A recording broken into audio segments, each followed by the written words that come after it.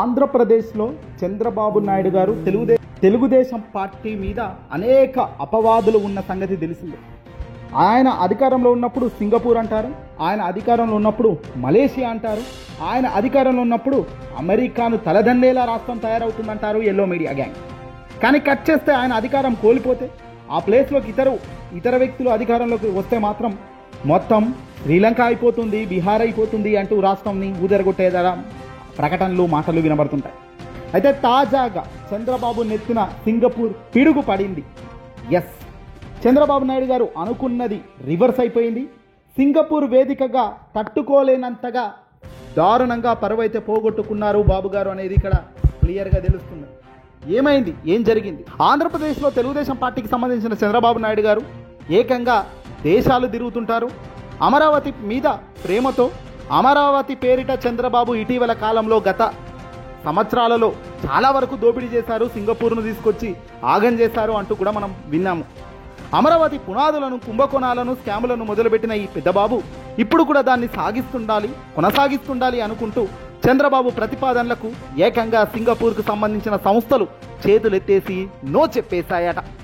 ముఖం మీదే సింగపూర్ ఈ వ్యాఖ్యలు చేసేసరికి దిక్కుతోచని పరిస్థితుల్లో ఈరోజు టీడీపీ కూటమి పడిపోయింది.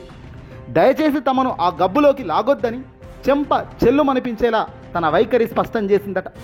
నీకో నమస్కారం అంటూ దండం పెట్టేసింది సింగపూర్. 2018లో అమరావతి పేరిట చంద్రబాబు మొదలుపెట్టిన అవినీతి ఇప్పుడు జోరుగా సాగిస్తుండడం సింగపూర్ సర్కార్ దృష్టిలో పడింది. దీనికి సాక్ష్యంగా తమ దేశానికి చెందిన మాజీ మంత్రి, చంద్రబాబుకు సన్నిహితుడైన ఈశ్వరన్ ఇప్పటికే జైలు పాలైన సంగతి వాళ్ళకి తెలియదా? మర్చిపోయారా? మరోవైపు 2018 నాటి అంచనాలను విపరీతంగా పెంచిన చంద్రబాబు అమరావతిలో రెండో దఫా దోపిడీకి పెద్ద ప్లానే గీశారు. ఆ స్కాములు కూడా చంద్రబాబు, సింగపూర్ ప్రభుత్వం దృష్టిలో ఉన్నాయి.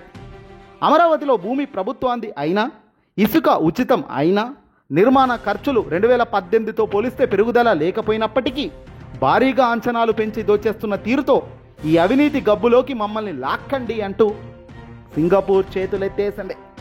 ప్రపంచంలో ఎక్కడా లేని విధంగా చదరపు అడుక్కు ఏకంగా 9 నుంచి 10,000 రూపాయలు అడుక్కు ఖర్చు చేస్తున్న తీరుపై కావచ్చు, ఆ రేట్లు చూసి వాళ్ళే దిగ్భ్రాంతి చెందారని విశ్వసనీయ వర్గాల నుంచి అందుతున్న సమాచారం.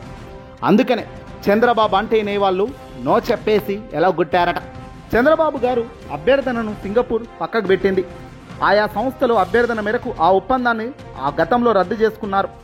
వైఎస్ఆర్సీపీ పార్టీ అధినేత మాజీ ముఖ్యమంత్రి జగన్ 2019లో అధికారంలోకి రావడంతో ఈ కుంభకోణం మొత్తం బయటపడింది. రాజధానిలో 1,00,000 కోట్లు దోచుకున్న చంద్రబాబు అండ్ గ్యాంగ్ రాజధాని స్టార్టప్ ఏరియా ప్రాజెక్టు పేరుతో అదే స్థాయిలో దోపిడీ బరితెగిస్తూ సింగపూర్ కన్సార్టియం పేరుతో ముందుకొచ్చారు. 18,221.9 కోట్లు పెట్టుబడి పెట్టే ప్రభుత్వానికి స్టార్టప్ ఏరియా ప్రాజెక్టుల్లో వచ్చే ఆదాయం 8.7%. అదే పెట్టుబడి పెట్టే చంద్రబాబు బినామీలతో కూడిన సింగపూర్ కన్సార్టియంతో వచ్చే ఆదాయం 91.3% అట. ఇది అసలు పెద్ద కుంభకోణం కాదా? ఇదే వైసీపీ నిలదీసింది. దీన్ని పట్టుకొని ఆనాడు గుట్టు లాగితే మొత్తం కూడా సింగపూర్ దిగి వచ్చి నమస్కారం చేసి వాళ్ళు చేసుకున్న ఒప్పందాలన్నీ వెనక్కు తీసుకున్నారు. రాజధాని స్టార్టప్ ఏరియా ప్రాజెక్టుకు సింగపూర్ కన్సార్టియం పేరుతో చంద్రబాబు ఆయన బినామీల దోపిడీ ఎలా పంచుకున్నారో ఆనాడు సాక్షాత్తు వైసీపీ బయటపెట్టింది. తాజాగా 2014-2019 మధ్య టీడీపీ అధికారంలో ఉన్నప్పుడు ఇన్సైడర్ ట్రేడింగ్కు పాల్పడి తక్కువ ధరలకే రైతుల నుంచి భూములు కాజేసిన విధానం, రాజధాని అంటూ ఏం చేశారు అనేది క్లియర్ కట్గా వైసీపీ ట్విట్టర్ వేదికగా పోస్టు పెట్టింది. సింగపూర్ పేరు చెప్పి చంద్రబాబు చెప్పిన అవినీతి కథ మొత్తం కూడా కొన్ని పాయింట్లు లీక్ బయటకు కూడా పెట్టారు. అమరావతిలో కోర్ క్యాపిటల్ ఏరియా 1,690 ఎకరాలట. దీని అభివృద్ధి పేరిట చంద్రబాబు 1,000 కోట్ల అవినీతికి తెరలేపాడు. 1,691 ఎకరాల్లో ల్యాండ్ డెవలప్మెంట్ కోసం 2018లో ఏపీ ప్రభుత్వం నుంచి సిఆర్డీఏ మరియు అమరావతి డెవలప్మెంట్ పార్ట్నర్స్ లిమిటెడ్కు ఒప్పందం కుదుర్చుకున్నారు.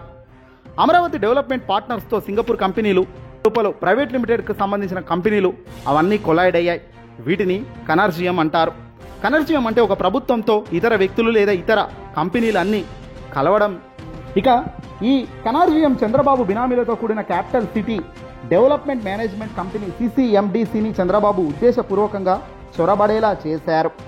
ఇక ఉద్దేశపూర్వకంగా ఈ కంపెనీలను అప్పగించడానికి స్విస్ ఛాలెంజ్ పద్ధతిని ఎంపిక చేసి, అంటే ఒక ప్రాజెక్ట్ ఆలోచన వాళ్ళు చేస్తారు, ఎంత ఆదాయం ఇస్తామో వాళ్ళే ప్రభుత్వానికి చెబుతారు, అంతకంటే ఎక్కువ ఇస్తామని ఏదైనా ఇతర కంపెనీ ఇస్తే ఆ కంపెనీకి ఆ ప్రాజెక్ట్ అప్పచెప్పడం, లేదా ఆ ధర తామే ఇస్తామంటే ప్రాజెక్ట్ ఆలోచన చేసిన కంపెనీకి ఇస్తారు. కానీ ఇక్కడ ఆదాయం ఎంత అనే విషయాన్ని ఈ కంపెనీలు ఏవీ చెప్పలేదు. దీన్ని హైకోర్టులో కూడా తప్పుబట్టింది. అయినా వీటికి కోర్ క్యాపిటల్ ల్యాండ్ డెవలప్మెంట్ను చంద్రబాబు అప్పగించారు. అమరావతిలో అవినీతికి ఈ రకంగా పునాదులు కదిలాయన్నమాట. కోర్ క్యాపిటల్లోని 1691 ఎకరాల్లో రోడ్ల కోసం 371 ఎకరాలు పోను, మిగిలిన 1321 ఎకరాలు అంటే 1321 ఎకరాల్లో 250 ఎకరాలు సింగపూర్ ఈ కమిటీలకు ఫ్రీగా ఇచ్చారు. ఆయా కమిటీలు అమ్ముకోవచ్చు, ప్రభుత్వానికి ఉపజెప్పే ఒక్క పైసా కూడా ఇవ్వాల్సిన అవసరం లేదు. ప్రభుత్వానికి ఒక్క పైసా రాదు కూడా. మిగిలిన 1070 ఎకరాలను ప్లాట్లుగా వేస్తారట. రోడ్లు ఇతర మౌలిక సదుపాయాల ఖర్చులన్నీ కూడా మొత్తం ప్రభుత్వమే పెడుతుందని, దీనికోసం 5,500 కోట్లు ప్రభుత్వమే పెడుతుంది. సింగపూర్ కనార్జియంలో చంద్రబాబు బినామీలకు CCDMCల వాటా కేవలం 221.9 కోట్లు పెట్టుబడి పెడుతోంది. విచిత్రం ఏమిటంటే 1070 ఎకరాల్లో తన బినామీలకున్న CCDMCతో పాటు సింగపూర్ కంపెనీలు కనార్జియంకు ఉచితంగా 250 ఎకరాలు ఇస్తానని చంద్రబాబు ఒప్పందం చేసుకున్నాడు. ఇవాళ చంద్రబాబు చెబుతున్న ధర ప్రకారం ఎకరం 50 కోట్లు లెక్క వేసుకుంటే దాదాపు 250 ఎకరాల విలువ అక్షరాల 12,500 కోట్లు. ఇది ప్రజల ఆస్తులను కొట్టేయడం కాదా? ఈ అవినీతి భాగోతం ఇక్కడితో ఆగిపోలేదు. 1071 ఎకరాల అభివృద్ధి కోసం 18,229 కోట్లు ఖర్చు చేసిన రాష్ట్ర ప్రభుత్వానికి అమరావతి డెవలప్మెంట్ పార్ట్నర్ కంపెనీలో దక్కే వాటా 42% మాత్రమే. చంద్రబాబు బినామీలతో కూడిన సింగపూర్ కనార్జియం దక్కే వాటా 58% వాటా. కానీ 250 ఎకరాలు ఉచితంగా ఇవ్వడం ద్వారా 12,500 కోట్లు, మౌలిక సదుపాయాల అభివృద్ధి కోసం ప్రభుత్వం ఇచ్చే 5,500 కోట్లు, CCDMC వాటా కింద ఇచ్చే 221.9 కోట్లు వెరసి 18,221.9 కోట్లు పెట్టుబడి పెట్టే ప్రభుత్వం సంస్థ CRDAకి దక్కే వాటా కేవలం 42% మాత్రమే. ఇది స్కామ్ కాక మరొకటి అవుతుందా? చివరకు స్టార్టప్ ఏరియా టర్నోవర్ ప్రభుత్వానికి సగటున దక్కే వాటా కేవలం 8.7% దక్కుతుండగా కనర్జియాలకు మాత్రం 91.3% వాటా లభిస్తుంది. ఇది అవినీతికి స్కెచ్. వాస్తవానికి ఈ కనర్జియం ముసుగులో చంద్రబాబు బినామీలు పెట్టుబడులు పెట్టారు. సింగపూర్ మంత్రిగా ఉన్న ఈశ్వరన్ సహకరించారు. చంద్రబాబు దెబ్బకు సింగపూర్ ప్రతిష్ట కూడా దెబ్బతిన్న మాట వాస్తవం కాదా? ఇక ప్లాట్ల విక్రయం వ్యవహారాలు చూసేందుకు తీసుకొచ్చిన CCDMC కంపెనీల రాష్ట్ర ప్రభుత్వానికి ఎలాంటి ప్రాతినిధ్యం ఇవ్వదు. మరి ఆ డబ్బు ఎవరి జేబులోకి పోతుంది? సింగపూర్ ప్రభుత్వం ఉచితంగా మాస్టర్ ప్లాన్ పనులకు ఇచ్చారన్నది అబద్ధం. సుర్బనా జురంగ్ 28.96 కోట్లకు నామినేషన్ పద్ధతిలో అప్పగించారు వాళ్లకు. దీన్ని తప్పుబడుతూ 2023లో కాగ్ నివేదిక కూడా ఇచ్చింది. అమరావతి స్టార్టప్ ఏరియా ప్రాజెక్టులో దోపిడీకి చంద్రబాబు వేసిన స్కెచ్కు 2019 ఎన్నికల్లో వైఎస్ఆర్సీపీ పార్టీ ఎప్పుడైతే అధికారంలోకి వచ్చిందో వాళ్ళ అధికారంలోకి రావడంతో ఈ స్కామ్ తెరపడింది. కుంభకోణం బహిర్గతమైతే అంతర్జాతీయ ప్రతిష్టత తీవ్రంగా దెబ్బతింటుందని సింగపూర్ సంస్థలు వెంటనే ఆందోళన చెందారు. దీంతో 2019 అక్టోబర్ 30న ప్రాజెక్టు నుంచి వైదొలుగుతున్నట్టు నాటి రాష్ట్ర ప్రభుత్వానికి సమాచారం ఇచ్చి వెళ్ళిపోయారు. వారి అభ్యర్థనల మేరకు ఆ ఒప్పందాన్ని అప్పట్లో ప్రభుత్వం రద్దు కూడా చేసుకుంది. ఇది వాస్తవం.